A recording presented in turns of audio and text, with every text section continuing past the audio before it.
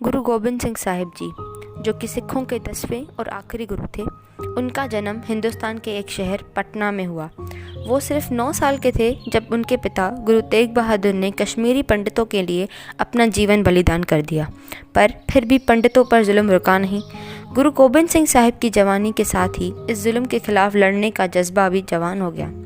उन्होंने अज्ञान और अंधकार दोनों को मिटाने का फैसला कर लिया था और श्री अनंतपुर साहिब में खालसा पंथ की स्थापना की। लोगों के हक और सच के लिए उन्होंने अपना सब कुछ कुर्बान कर दिया।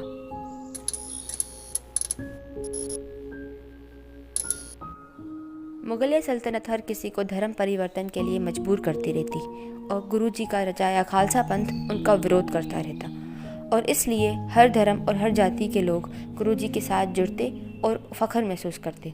उनकी बढ़ती ताकत मुगलिया सल्तनत के लिए परेशानी बनती जा रही थी। कई लड़ाइयाँ हारने के बाद मुगलिया सल्तनत ने पेंडे खान को गुरु गोबिंद सिंह साहिब से लड़ने के लिए भेजा, जो कि मुगलिया सल्तनत का सबसे बड़ा सूरमा था। पर जब पेंडे खान ने गुरु साहिब को पहले वार करने के लिए कहा तो गुरु साहिब ने कहा, खालसा कभी पहले वार नहीं करता। ललकारा तूने है पेंडे खान, वार मैं कैसे कर सकता हूँ। ये सुनकर पेंडे खान ने गुरु साहिब पर पहला वार किया। गुरु साहिब ने पेंडे खान के तीर के 2 टुकड़े अपने तलवार के एक वार से ही किए। गुरु ने फिर निशाना लगाने से पहले वाहेगुरु जी को कहा, नर में हर है, हर में नर है। हे निरंकार, हर इंसान में तू आप है, पर इस वक्त मेरे तीर के सामने किसी का अहंकार है। और पेंडे खान को ये अहंकार था कि वो सर से पैर तक लोहे से ढका है और कहीं भी गुरु साहिब का वार काम नहीं करेगा। पर गुरु साहिब ने रब का नाम लेकर पेंडे खान के कान पर वार किया और उसे मार गिराया। पेंडे खान की मौत का सुनकर वजीर खान परेशान हो गया। वजीर खान ने फिर हाथ मिलाया पहाड़ी राजा से और मुगलाई और पहाड़ी राजाओं ने मिलकर अनंतपुर साहिब पर दावा बोल दिया और जंग शुरू हो गई। 6 महीने बीत गए, सिपाहियों में बीमारियां फैलने लगी। मुगलाई और पहाड़ी राजाओं का खजाना भी खाली होने लगा। अनंतपुर साहिब में भी 6 महीने से खाने का सामान ना के बराबर था। किले में भुखमरी इस हद तक फैल चुकी थी कि 100 सिंहों ने गुरु साहिब को छोड़ने का फैसला किया, पर सिर्फ 40 ही छोड़कर गए, बाकी ठहर गए। कुछ वक्त के बाद गुरु साहिब को वजीर खान का पैगाम आया, जिसमें मुगलों ने अपने धर्म और पहाड़ी राजाओं ने गौ माता की कसम खाकर बोला था कि अगर गुरु साहिब किला खाली कर देते हैं तो उनकी हवा को भी कोई नहीं देखेगा। वो जिस पासे जाना चाहें अपने सिखों को साथ लेकर जा सकते हैं। गुरु साहिब ने अपने करीबी सिखों के कहने पर अनंतपुर साहिब खाली करने का फैसला किया, पर वजीर खान और पहाड़ी राजाओं ने अपनी कसम का मान ना रखकर पीछे से हमला किया। जहां आधे सिख मिलकर मुगलों के हमले का जवाब दे रहे थे, वहीं आधे सिख औरतों और बच्चों को नदी पार करवा रहे थे। पर मुगल के सिपाही कहाँ रुकने वाले थे।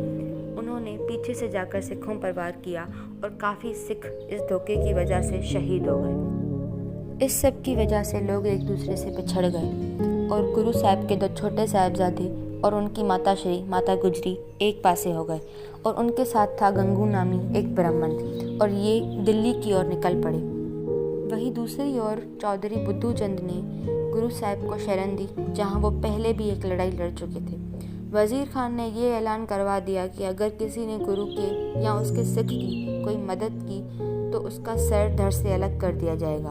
और इसी के साथ साथ वजीर खान ने गुरु साहिब पर फिर से हमला बोल दिया चमकौर में, जहाँ पर दुश्मन फौज में 10 लाख लोग और गुरु साहिब के पास सिर्फ 42 सिंह थे, पर उन 42 का जज्बा मानो लाखों से भी ऊपर था। और उन कुछ सिंहों ने ऊपर से ही उस दिन मुगलों के काफ़ी सिपाहियों को मार गिराया। ये देखकर वजीर खान ने अपने सिपाहियों को आदेश दिया कि उनके वार से 10 कदम दूर होकर खड़े हो जाओ, जिससे वो सिख ऊंचे किले से नीचे आने पर मजबूर हो जाएं। मुगलों की इस साजिश के बाद गुरु साहिब ने अपने सिखों को 5-5 के जुटों में लड़ने का आदेश दिया। वहीं दूसरी ओर मुगलों के सिपाही अपनी जी जान लगाकर गुरु साहिब के 2 छोटे साहिबजादे और गुरु साहिब की माता को ढूंढने में लगे रहे।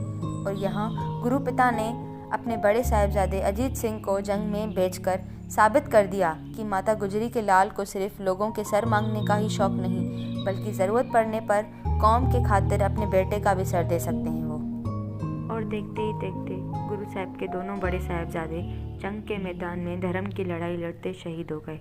बेटों की शहादत के बाद जब गुरु साहब ने खुद जंग में जाने की बात की तो पंज प्यारों ने गुरु साहब से जिद करके उन्हें किला छोड़ जाने को कहा। उस रात गुरु साहब किसी और को अपनी पोशाक पहनवाकर एक आम आदमी की तरह किले से निकल गए और जाते जाते भी मुगलों को ललकार कर ये कहकर गए कि हिंद का पीर जा रहा है, कोई रोक सके तो रोक लो। पर रात के अंधेरे और तूफान की वजह से कोई गुरु साहब को कुछ कर नहीं पाया। अगली सुबह चमकौर में घमासान युद्ध हुआ।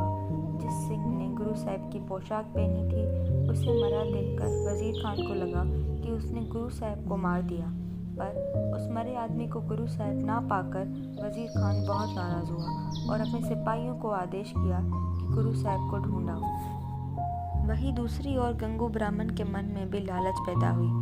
उसने गुरु माता की दौलत चुराकर मुगलों के सिपाहियों को छोटे साहबजादे और गुरु माता का पता बता दिया और मुगलों ने गुरु माता और छोटे साहबजादों को गिरफ्तार कर दिया और वजीर खान ने हुक्म दिया कि इनको ठंडे ब्रिज पर कैद कर दो, जहां चंगे भले बंदे के भी हाथ पैर नीले पड़ जाते हैं। वजीर खान जब गुरु साहब को ना हरा सका तो उसने गुरु साहब की संतानों का धर्म परिवर्तन करना चाहा। वजीर खान ने जब बच्चों को बुलवाया तो जानबूझकर बड़ा दरवाज़ा ना खोलकर छोटा दरवाज़ा खुलवाया।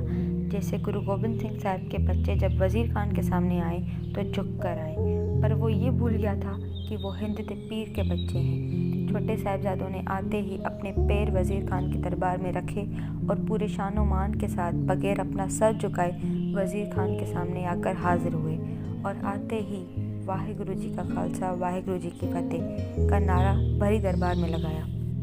वजीर खान की लाख कोशिशों के बाद भी बच्चों का हौसला हिलाना मुश्किल से नामुमकिन होता जा रहा था। वजीर खान ने एक दिन की मोहलत देकर बच्चों को उनकी दादी माँ के पास भेजा और उनके पीछे बच्चों को कत्लेआम करने का इरादा किया और अगले दिन दरबार में नवाब मनीर कोटला जनाब शेर मोहम्मद खान को बुलाया, जिनके दो भाइयों को चमकौर के युद्ध में सिखों ने मार गिराया था और ये बोला गया कि उन दो भाइयों की मौत की सज़ा गुरु साहब के दो छोटे साहबजादों को मिलेगी और वो सज़ा देने का हक वजीर खान ने नवाब खान को दिया। पर नवाब खान ने छोटे साहबजादों को अपना गुनहगार ना समझकर उन्हें छोड़ देने का फैसला दिया, पर वजीर खान इस फैसले से नाखुश था और अपनी मर्जी से गुरु साहब के साहबजादों को जिंदा दीवार में चिनवा देने का आदेश दिया। पर ये सुनकर भी बच्चों का हौसला कम नहीं हुआ, बल्कि वो खुश थे कि उन्होंने अपने दादा गुरु तेग बहादुर का मान रखा और गुरु की कुर्बानी ना भूलकर शहादत कबूल की। अगले दिन जैसे जैसे वो लोग दीवार बनाते जा रहे थे वैसे वैसे छोटे साहबजादों ने जपजी साहब का पाठ शुरू किया। दीवार पूरी हो जाने के कुछ देर बाद दीवार गिरकर टूट गई और दोनों साहबजादों को जिंदा पाकर उन जालिमों ने अपने हाथ से छोटे साहबजादों को शहीद कर दिया। जब गुरु गोबिंद सिंह साहब को बताया गया कि छोटे साहबजादों को दीवार में चिनकर वजीर खान ने शहीद किया है तो उन्होंने अपने हाथ में रखे एक तीर से धरती में से एक पौधा तोड़ा और कहा कि इस बेरहम मुगल सल्तनत के दिन अब उंगलियों पर गिने जा सकते हैं। और ठीक ऐसा ही हुआ। 200 साल राज करने के बाद मुगल सल्तनत अगले कुछ सालों में ही ख़त्म हो गई। हमेशा नेकी की जीत होती आई है और होती रहेगी। ठीक 5 साल बाद बंदा सिंह बहादुर ने सरहद पर हमला किया और उसके साथ फतेह सिंह ने वजीर खान का सर कलम किया और उन्होंने खालसाई केसरी झंडा सरहद पर लहराया।